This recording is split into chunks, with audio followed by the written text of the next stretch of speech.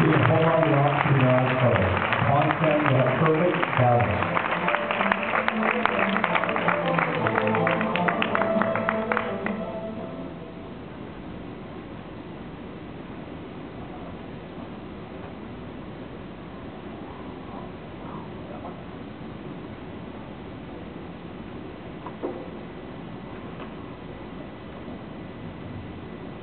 Upon waking, on the count of three, alone in your mind and your heart, you can do absolutely anything you wish, more than you would ever imagine.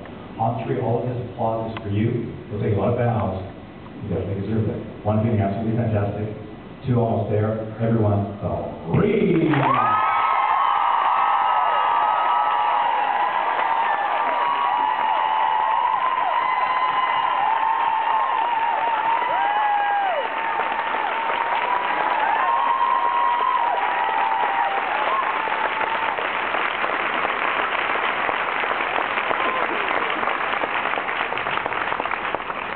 Now, you know what just happened? No. Marie and I put you between two stools, and then I stood on you.